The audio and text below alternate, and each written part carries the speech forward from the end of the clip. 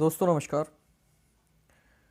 आज के इस लेसन में again we are going to learn some very important idioms and phrases which we are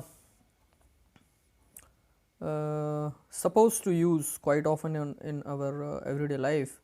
कुछ ऐसी idioms एंड phrases का इस्तेमाल करना आज हम सीखेंगे जिनका प्रयोग आमतौर पर हमें कभी ना कभार करना ही होता है और कई बार वो क्लिक नहीं करते हैं कि इस कंडीशन में हमें क्या यूज़ करना है। तो लगभग 10 idioms एंड phrases को हम आज लर्न करने जा रहे हैं। चलिए प्रारंभ करते हैं। आप देख सकते हैं पहला एग्जाम्पल, अज्ञानता और अनुशासनहीनता ही समस्त दुखों की जड़ है। इसमें आप देख सकते हैं की जड़ है, ये वाला पार्ट जो है अंडरलाइंड है। तो वास्तव में यहाँ पर जो फ्रेज़ हम सीखने जा रहे हैं वो यही है, जब कभी हमको बताना होता है कि कोई एक पर्टिकुलर चीज़ किसी एक दूसरी चीज़ की जड़ है, उसकी मूल है, उसकी प्रमुख वजह है।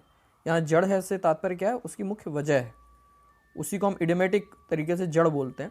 जड़ से तात्पर्य वहाँ पर लिटरली हमारा नहीं है कि वो जड़ है, उसकी जड़ तो केवल पेड़ पौधों की होती है, बट प्रतीकात्मक रूप से हमारे कहने का मतलब है कि वह उसकी मुख्य वजह है। तो ऐसी कंडीशन में हम इस एक्सप्रेशन को इंग्लिश में कैसे बोलते हैं उसको ही हम सीख रहे हैं। तो इसे हम कहेंगे ignorance and indiscipline are the root of all sorrows. कई बार कुछ लोग इसमें रूट के साथ कॉज भी ऐड कर देते हैं, वो गलत नहीं है, बट एक्चुअली ये इडियोमेटिक फ्रेज है, यहाँ पे कॉज लगाने की जरूरत नहीं। रूट का मतलब ही है उसकी मूल वजह होना। तो सिंपल आप रूट लगाएंगे तो that will be far more correct than adding cause after that. तो किसी भी चीज़ की कोई जड़ है तो वहाँ पर हम इस तरीके से सेंटेंस बना सकते हैं जैसे यहाँ पर बनाया हुआ है, ignorance and indiscipline are the root of all sorrows. Alright, आगे चलते हैं। तेजी से बढ़ रहा भ्रष्टाचार योग्य एवं ईमानदार लोगों के पेट पर निरंतर लात मार रहा है। तो यहाँ पे लात मार रहा है वाला जो पार्ट है वो अंडरलाइंड है। इसमें एक पर्टिकुलर वर्ड जो है वो अंडरलाइन करना मैं भूल गया अनफॉर्चुनेटली, पेट पर। तो बेसिकली जो इडियम है इसमें क्या है? पेट पर लात मारना। तो जब कभी हमको ये कहना होता है कि किसी ने किसी के पेट पर लात मारा, तो बेसिकली हम ये कहने का मतलब होता है कि उसको कुछ ऐसी तकलीफ पहुंचाई जिससे उसका सर्वाइव करना ही मुश्किल हो गया। पेट पर लात मारना मतलब उसके खाने पीने की जो मूलभूत आवश्यकताएं हैं उसे पूरा करने में ही उसे प्रॉब्लम होनी चालू हो गई है। तो यहाँ पर भ्रष्टाचार को हम इसकी मुख्य वजह बता रहे हैं कि जो तेज़ी से बढ़ता हुआ भ्रष्टाचार है उससे क्या हो रहा है, जो वास्तव में योग्य लोग हैं, ईमानदार लोग हैं, उनको एम्प्लॉयमेंट की बहुत प्रॉब्लम हो रही है। और अगर किसी को जॉब मिल भी जाती है तो उनको वहाँ काम करने में बहुत प्रॉब्लम हो रही है। तो इससे क्या फ़र्क पड़ रहा है? उनके सर्वाइवल पे फ़र्क पड़ रहा है। तो इसी को हमने इंग्लिश में क्या बनाया? Rapidly increasing corruption is taking the bread out of the mouth of qualified and honest people. तो इसकी फ्रेज क्या हुई? Taking the bread out of someone's mouth. यहाँ पर हम इसको यूज़ करेंगे, जिसका मीनिंग क्या होगा? किसी के पेट पर लात मारना। अब वहाँ सेंटेंस का स्ट्रक्चर तो ऐसा है कि डिपेंड करेगा हम क्या सेंटेंस बोल रहे हैं, उसके अकॉर्डिंग वो कभी कंटिन्यूस में, कभी इनडिफिनिट में या परफेक्ट में बन सकता है, उसमें कोई प्रॉब्लम नहीं है। बट इस फ्रेज को ध्यान रखना है, जो फ्रेज वास्तव में उस बात को एक्सप्रेस करेगी इंग्लिश में, उस इडियोमेटिक एक्सप्रेशन को। तीसरा सेंटेंस, ये भी हम अचानक यूज़ करते हैं, अक्सर यूज़ करते हैं इनफैक्ट। वह चुटकुला सुनते ही अचानक वह हंस पड़ा। कोई व्यक्ति जो बहुत चुपचाप बैठा हुआ था या उदास था, लेट्स अज्यूम, और उस ग्रुप में किसी व्यक्ति ने कोई चुटकुला सुनाया और वो इतना फ़नी था चुटकुला कि उसको सुनते ही वो अचानक हंस पड़ा बहुत जम के। तो अचानक कोई हंस पड़े तो वहाँ पर हम इस फ्रेज को यूज़ करते हैं, burst into laughter. He burst into laughter hearing that joke. वह जोक सुनते ही वह अचानक हंस पड़ा। इसी का उल्टा होता है अचानक रो पड़ना। ऐसा भी होता है, कुछ देखते हुए या पढ़ते हुए अचानक आंखों में आंसू आ जाते हैं, लोग रोने लगते हैं। तो उसको कैसे एक्सप्रेस करेंगे? फिल्म के उस दृश्य को देखते ही कुछ दर्शक अचानक रो पड़े। Watching that scene of the movie some viewers burst into tears. तो कोई अचानक हंस पड़े तो बर्स्ट इनटू लॉटर, और कोई अचानक रो पड़े तो बर्स्ट इनटू टीयर्स। सिंपल सी बात है, उसे ध्यान में रखना है। नेक्स्ट एग्जाम्पल देख सकते हैं। भारत के यशस्वी प्रधानमंत्री मोदी जी के नेतृत्व में ने भारत के शिक्षित युवाओं में एक नई जान फूंक दी। आप सभी परिचित हैं कि कितना बड़ा बदलाव आया है मोदी जी के प्रधानमंत्री बनने के बाद। भारत का एक बहुत बड़ा वर्ग है जो एजुकेटेड यूथ का है, उनमें एक आशा की नई किरण जागी है कि उनका जो भविष्य होगा वो उज्जवल होगा, ईमानदारी की परख होगी, हमारे सिस्टम में थोड़ी ट्रांसपेरेंसी आएगी पहले की तुलना में एटलीस्ट।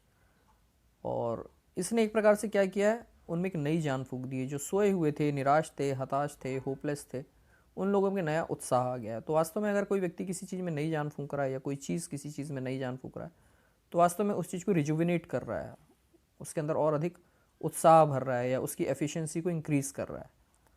तो इस बात को हम कैसे कहेंगे, the leadership of famous Indian prime minister mister Modi has breath new life into the lives of educated youth of Bharat. तो जिसने भी नई जान फूंकी है किसी में तो उसको पहले लगाएंगे, उसके बाद सेंटेंस के अकॉर्डिंग उसका टेंस हम सेट करेंगे। जैसे परफेक्ट टेंस में हमने बात की थी तो हैज़ लगा के हमने थर्ड फॉर्म यूज़ किया, उसी प्रकार से ध्यान रखना ब्रेथ न्यू लाइफ इनटू, ये बेसिक फ्रेज है, सेंटेंस के अकॉर्डिंग इसे हम यूज़ करेंगे। नेक्स्ट सेंटेंस, सेंटेंस नंबर 6, उसके पिताजी ने बीती रात अपनी आखिरी सांस ली।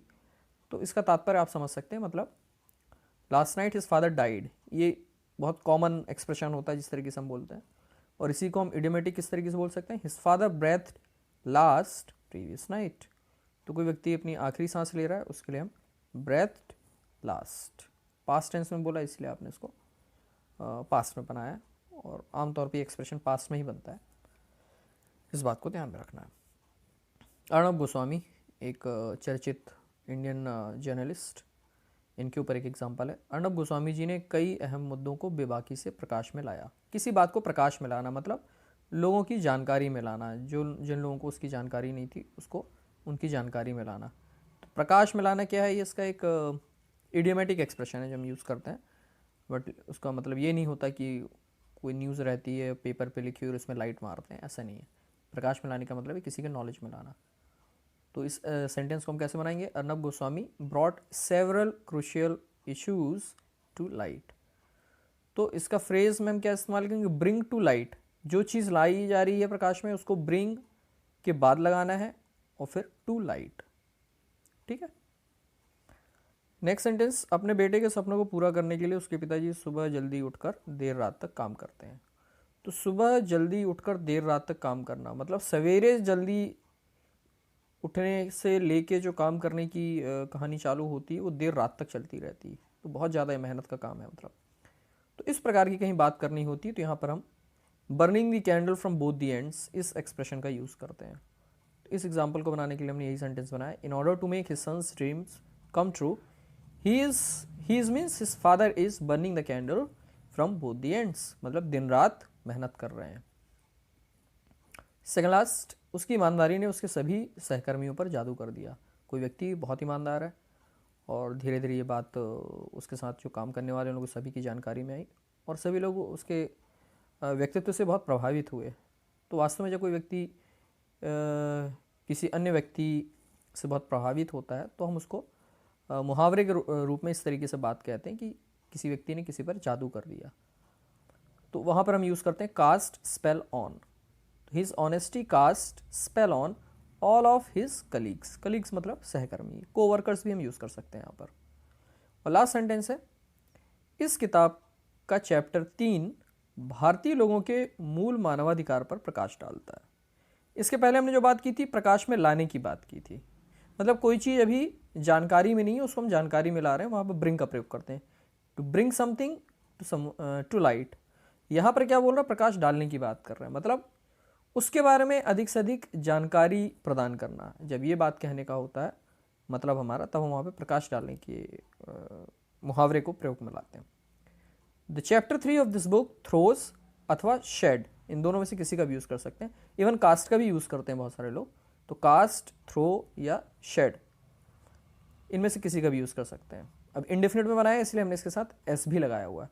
The chapter 3 of this book throws या sheds light on the fundamental human rights of Indian citizens. किस चीज़ पर प्रकाश डालता है उसको हम ऑन के बाद लगा देंगे। So this lesson throws light on 10 very frequently used and very useful idioms and phrases. I hope you found this video useful and interesting at the same time. In case you still have any query related to any of these phrases or idioms, you may post your comments or your curiosity under the comment box. We'll definitely address to these queries. So we'll see you in the next video with another interesting and useful topic. Till then, take care and bye bye.